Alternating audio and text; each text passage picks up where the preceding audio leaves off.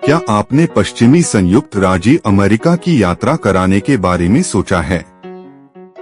अंतर्राज्यीय राजमार्गों के बजाय एरिजोना से होकर गुजराने वाली छोटी सड़कों पर गाड़ी चलाने के बारे में आपका क्या विचार है? इस वीडियो में मैं आपको ग्रैंड कैनियन से मॉन्यूमेंट वैली तक की ड्राइव दिखाने जा रहा हूं। यह ड्राइव एरिजोना रेगिस्तान से होकर जाती है। यह यात्रा उतनी चुनौतीपूर्ण नहीं है जितनी आप सोच रहे होंगे। साथ ही मैं आपको रास्ते में पड़ने वाले शहरों और कुछ आकर्षणों के बारे में भी बताऊंगा। सड़क पर गाड़ी चलाना अपेक्षाकृत आसान है। ड्राइव का एक बड़ा हिस्सा समुद्र ताल से 1 मील से अधिक की ऊंचाई पर है। पूरी यात्रा में देश बहुत समतल है, लेकिन ग्रैंड कैनियन से कैमारू शहर तक धीरे धीरे लंबी ढलान है।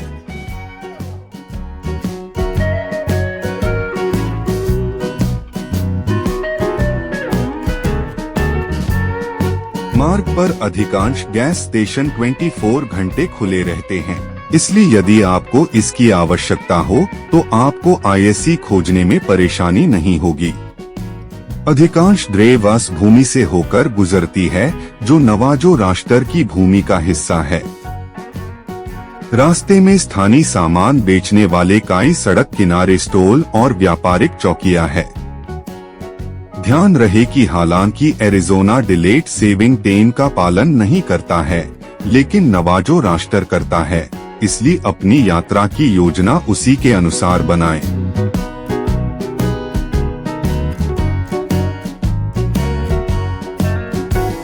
रास्ते में रुकाने के अलावा ग्रैंड कैनियन विलेज से मॉन्यूमेंट वैली तक 180 मील या 300 किलोमीटर की दूरी तय कराने में लगभग 3 और 1/4 घंटे लगाते हैं।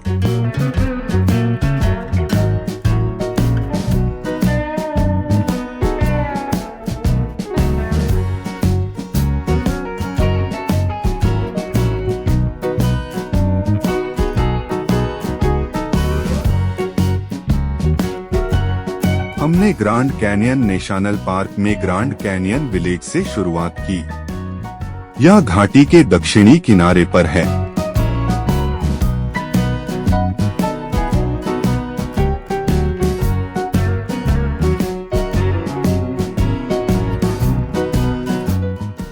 ग्रैंड कैनियन नेशनल पार्क संयुक्त राज्य अमेरिका में 23 यूनेस्को विश्व धरोहर स्थलों में से एक है। दिलचस्प बात यह है कि मॉन्यूमेंट वैली यूनेस्को विश्व धरोहर स्थल नहीं है। ग्रैंड कैनियन विलेज घाटी के ऊपर और साथ साथ शानदार DRSHY प्रस्तुत करता है।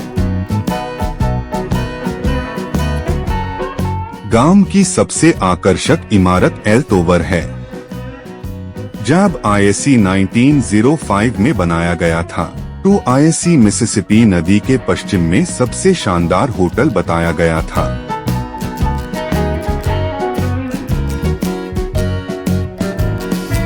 इसमें एक प्रदर्शनी भी है जो ग्रैंड कैनियन के आसपास रहने वाले लॉगन पार्क। कई प्रसिद्ध लोगों ने इस होटल का दौरा किया और यहाँ भोजन किया, जिनमें राष्ट्रपति थियोडोर रूजवेल्ट और विलियम होवर्ड टेफ्ट शामिल थे। आज आप घाटी को अनहीन खिड़कियों से देख सकते हैं, जिनसे वे बाहर देखते थे। गांव की एक और महत्वपूर्ण इमारत होपी हाउस है। होपी हाउस 100 से अधिक वर्षों से प्रामाणिक अमेरिकी भारतीय कला और शिल्प की पेशकश कर रहा है। इसमें एक प्रदर्शनी भी है जो ग्रैंड कैनियन के आसपास रहने वाले लॉगन पार्क केंद्रित है। गांव में आप खच्चरों के स्टॉल भी देख सकते हैं। इन स्टॉल में खच्चर है जिनका उपयोग घाटी में भ्रमण के लिए किया जाता है। आप हिरन भी देख सकते हैं। राष्ट्रीय उद्यान में हिरन स्वतंत्र रूप से घूमते हैं। अब बात कराते हैं कि आप मार्ग में क्या देखेंगे। गांव से हैम डेजर्ट व्यू ड्राइव पार घाटी के दक्षिणी रिम के आसपास पूर्व की ओर यात्रा की। शानदार DRSHY सड़क पर ध्यान केंद्रित कराना मुश्किल बना सकते हैं, जो कभी कभी घाटी के किनारे के बहुत करीब हो जाती है।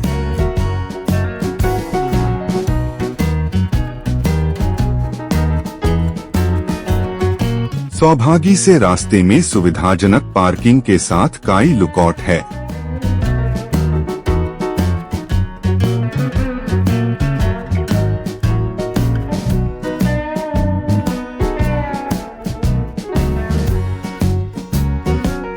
ग्रैंड कैनियन विलेज से नवाजो पॉइंट लुकआउट तक साउथ रिम के साथ 25 मील की ड्राइव है, लेकिन अगर आप रास्ते में काई लुकआउट पर रुकते हैं तो यात्रा का यह हिस्सा 1 घंटे से ज्यादा समय ले सकता है। चट्टा पर बत्तख कभी बत्तख की तरह दिखती थे, हालांकि कटाव और समय के कारण अब यह अपनी चोंच खो चुकी है। जो कुछ बचा है वह घाटी के ऊपर दिखाई देता है। नवाजो पॉइंट पार कार पार्क से देखने के क्षेत्र तक थोड़ी पैदल दूरी है। यह लुकआउट दक्षिणी रिम पार सबसे ऊंचा बिंदु है। हालांकि ध्यान रखें कि इस लुकआउट पर कोई गार्ड रीलिंग नहीं है।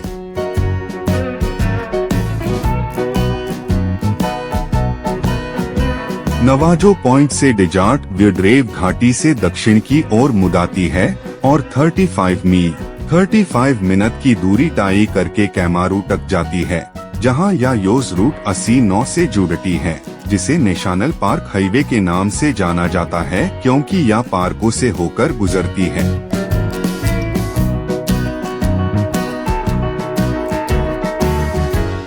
यात्रा के इस हिस्से के दौरान पूर्व में लिटिल कोलोराडो नदी की घाटियां देखी जा सकती है।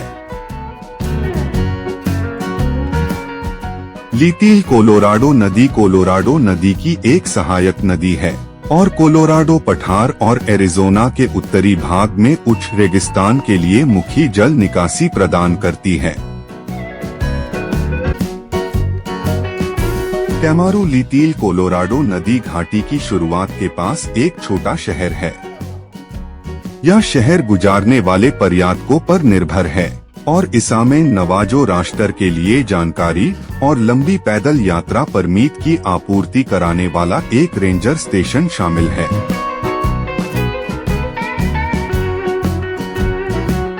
रूट 8-9 पर कैमारू से लगभग 15 मील उत्तर में योस रूट 1-7 के लाइमोड है।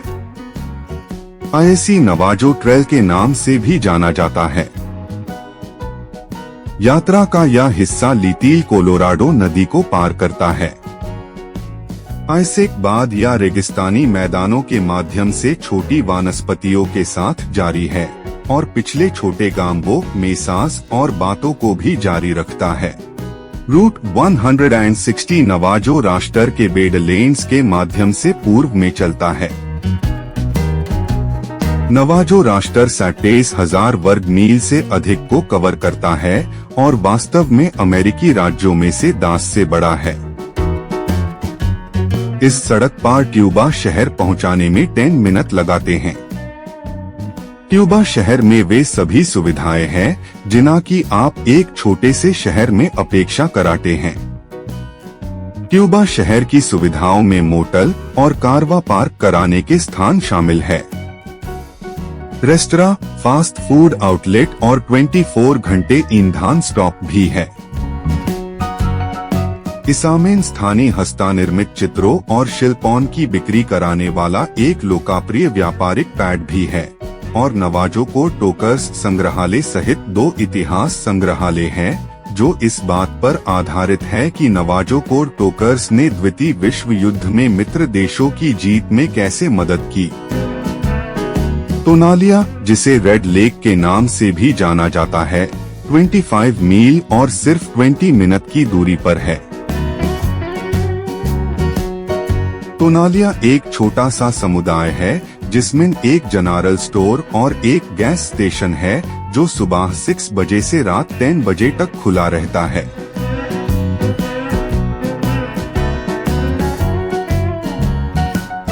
अगला शहर कायांता कहा जाता है। तोनालिया से 50 मील और लगभग 45 मिनट की दूरी पर है। तोनालिया छोड़ने के कुछ ही समय बाद सड़क विशाल रॉक संरचनाओं से गुजरती है, जिन्हें एलिफेंट्स फीट के नाम से जाना जाता है। ये उसी बलुआ पत्थर से बने होते हैं जो आसपास के झांसों में होता है।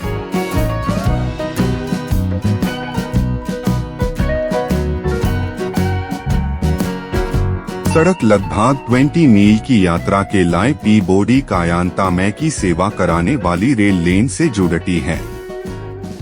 इस रिलेव लेन का अब उपयोग नहीं किया जाता है। टोरंटो में 24 घंटे गैस स्टेशन है।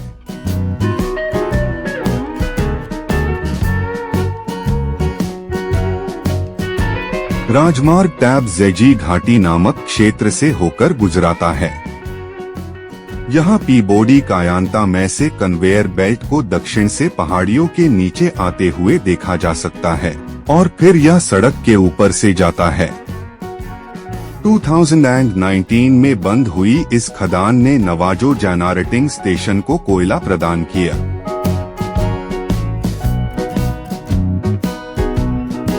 इस बिंदु पर मैं आपसे 2 बातें पूछ सकता हूँ।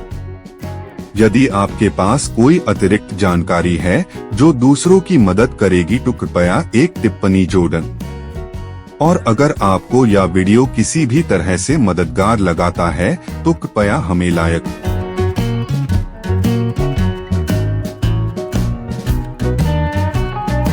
कायांता एक संपन्न समुदाय है।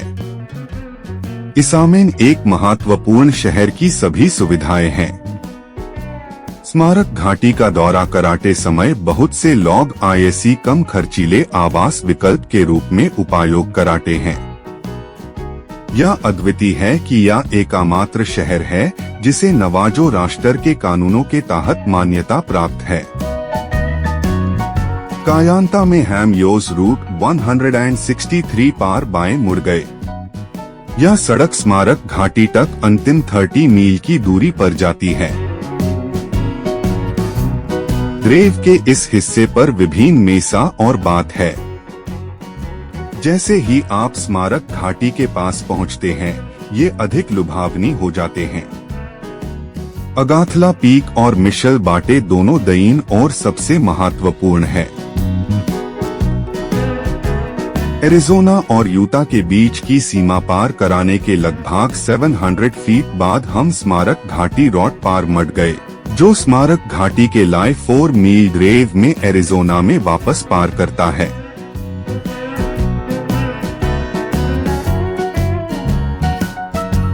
यदि आप स्मारक घाटी को प्रतिष्ठित फॉरेस्ट गैम्प दृष्टिकोण से देखना चाहते हैं, एक और 14 मील के लिए मार्ग 163 पार रहे, फिर चारों ओर म्यूडन, ताकि आप स्मारक घाटी रोड पार लौट सकें।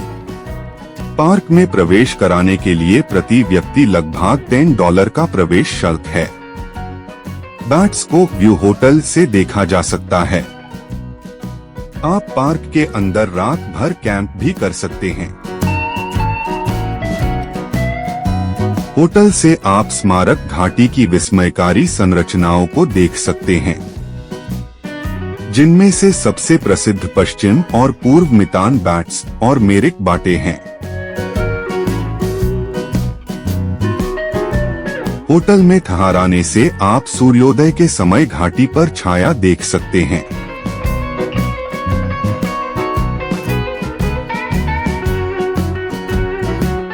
एक बार पार्क में घाटी के माध्यम से एक सड़क है जो बैट्स के नजदीकी DRSHY पेश करती है।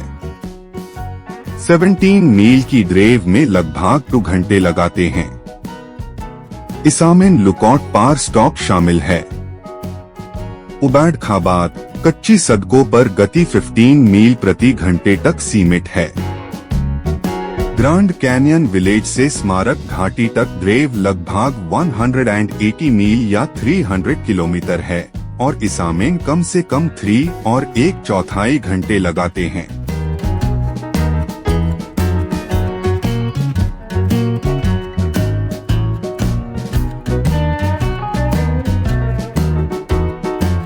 पश्चिमी संयुक्त राज्य अमेरिका का उच्च रेगिस्तान रास्ते में एक दिलचस्प पैराडाइस प्रदान करता है।